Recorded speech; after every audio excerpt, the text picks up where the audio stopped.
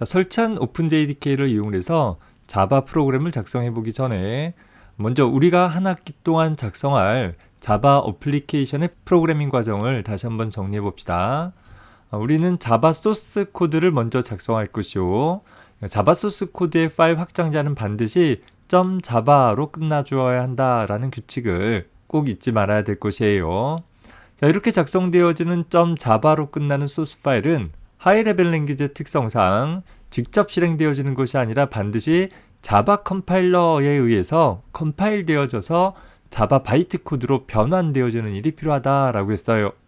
자, 우리 앞에서 오픈JDK 설치했을 때 그 그러니까 바이너리들을 저장하고 있는 폴더 밑에서 javac.exe라는 실행 파일을 찾아봤었죠.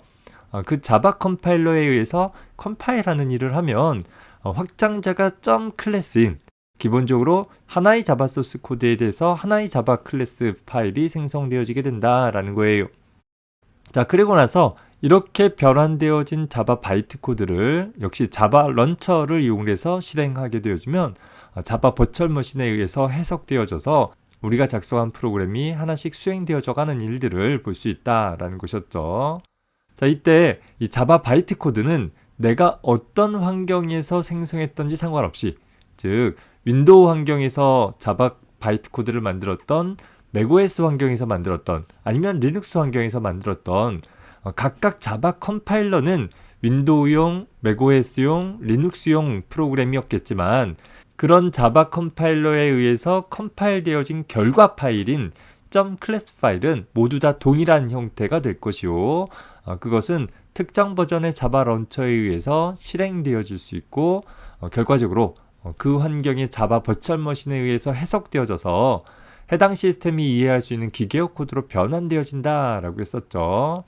그래서 컴파일 해가지고서 자바 바이트 코드를 만들어내는 것까지만 본다라고 하면 C 언어나 C++ 언어와 마찬가지로 컴파일드 랭귀지가 갖는 특징들, ASCII 파일 형식으로 만들어져 있는 것들을 바이너리 형태로 변환하기 때문에 좀 더 파일 사이즈를 줄일 수 있고 효율적으로 처리할 수 있고 또 소스 코드가 노출되지 않고 코드가 어떻게 동작하는지 보안성도 강화할 수 있는 그런 장점들이 생기게 되는 것이요.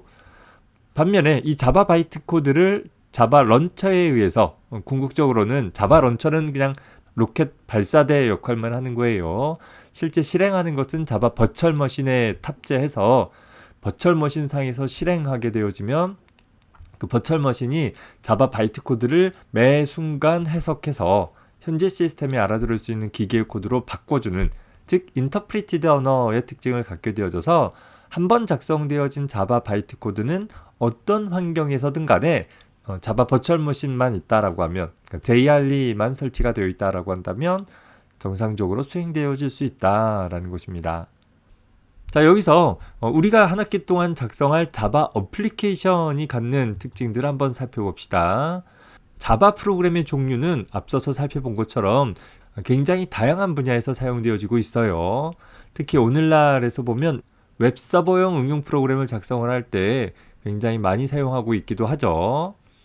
자, 다만 우리가 이번 한 학기 동안에 사용되어질 것은 자바 어플리케이션 형태로 프로그램을 작성한다라고 했어요. 자바 어플리케이션은 독립적으로 수행되어질 수 있는 하나의 응용 프로그램을 가리킨다 생각하면 되는 거죠. 보통 데스크탑 어플리케이션이라고 하면 데스크탑 컴퓨터에서 수행되어지는 프로그램을 가리키는 것이고, 모바일 어플리케이션 혹은 스마트폰 어플리케이션이라고 한다면 모바일 환경에서 대부분 스마트폰이라고 불려지는 그런 모바일 환경에서 수행되어지는 응용 프로그램을 가리킨다라는 거예요. 그래서 보통 어플리케이션 하면 굉장히 기니까 줄여서 app까지만 발음하면 앱이라고 부르기도 하잖아요. 그래서 스마트폰 앱이라는 또 앱스토어, 앱마켓 등등의 표현들을 많이 사용하는데 모두 다 우리말로 번역하면 응용 프로그램이라는 것의 준말 정도로 생각을 해주면 되는 것입니다. 그런 스마트폰 응용 프로그램이 됐던 데스크탑 응용 프로그램이 됐던 특징을 보면 하여튼 독립적으로 실행되어질 수 있는 하나의 프로그램이더라라는 거예요. 반면에 웹서버용 응용 프로그램이다라는 것은 반드시 웹서버와 웹클라이언트가 있고 독립적으로 자체적으로 동작되기보다는 웹 클라이언트 측에서 웹 브라우저를 통해서 웹 서버에게 요청을 보내면 그 순간에 웹 서버 측에서 뭔가 프로그램이 수행되어지고 그 결과를 다시 클라이언트에게 보내주면 클라이언트는 그것을 웹 브라우저 상에 적절히 변환해서 표현해주는 방식으로 동작이 되어진다라는 측면에서 일반적인 자바 어플리케이션과는 좀 그 구조를 달리하고 있다라고 했어요.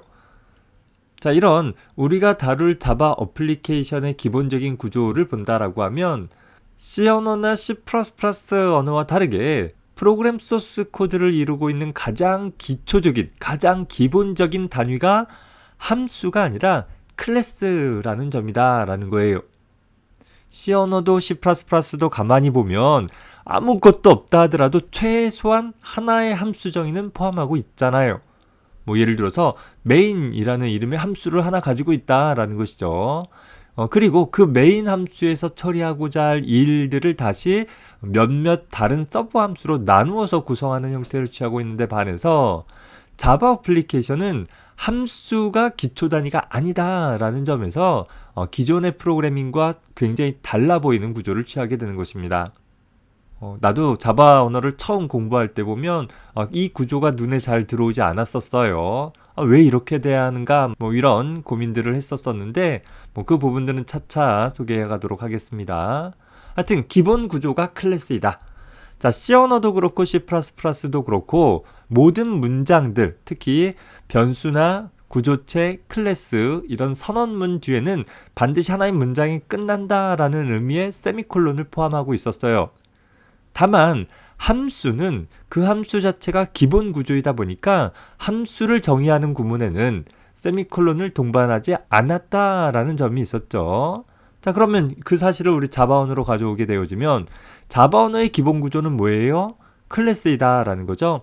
그러다 보니까 자바 프로그램 소스의 기본 구조인 클래스를 정의할 때에는 C 언어의 구조체 정의나 C++의 클래스 정의와 달리 정의 마지막에 세미콜론을 포함하지 않고 단독적으로 하나의 클래스 정의만 갖게 된다라는 것을 좀 주의해줘야 될 것입니다.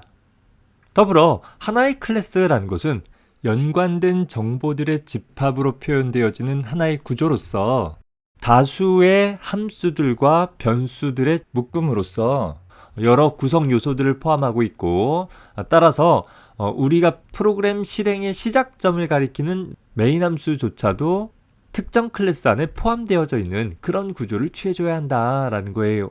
자, 이 구조적인 부분들은 뒤에 가서 예제를 가지고서 좀 더 자세히 설명하겠지만 일단 모든 자바 어플리케이션은 독립적으로 수행하기 위해서 프로그램의 시작점을 가리키는 메인 함수를 갖는데 그 메인 함수가 C 언어나 C++처럼 독립적으로 존재하는 것이 아니라 어떤 클래스 안에 포함되어진 형태로 갖는다. 어떤 클래스의 멤버인 함수 형태로 갖는다라고 기억을 해두자라는 거예요. 자, 다만 C++와 다르게 특정 클래스의 멤버인 함수를 우리는 멤버 함수라고 부르는 것 대신에 메서드라는 이름으로 부르게 되어져요. 뭐 의미는 똑같아요. 다만 C++에서는 모든 함수가 멤버 함수는 아니에요. 클래스에 소속되어져 있는 멤버 함수도 있었고 클래스에 소속되어 있지 않는 일반 함수도 있었는데 반해서 자바 언어에서는 모든 함수는 반드시 특정 클래스 안에 포함되어져 있는 형태를 취한다라는 거예요. 그래서 메서드라는 이름으로 더 많이 불리어진다라는 것이죠. 다시 말해서 메인 메서드를 갖는 어떤 클래스를 정의했다라고 하면 이제 그 클래스는 독립적으로 실행되어질 수 있는 하나의 어플리케이션으로 표현되어질 수 있다라는 특징을 지니게 됩니다. 이번 강의에서는 자바 프로그램의 개발 과정, 소스 코드를 작성해서 컴파일하고 또 실행되어지기까지 어떤 프로그램들이 어떻게 관여되어지는지에 대해서 개략적으로 살펴보았고 더불어서 독립적으로 실행되어지는 자바 어플리케이션이 갖는 자바 프로그램 소스 코드의 기본 구조에 대해서 간단히 살펴보았습니다. 다음 강의에서는 이렇게 작성되어진 자바 소스 코드를 실행하기 위한 방법에 대해서 살펴보도록 하겠습니다. 수고했습니다.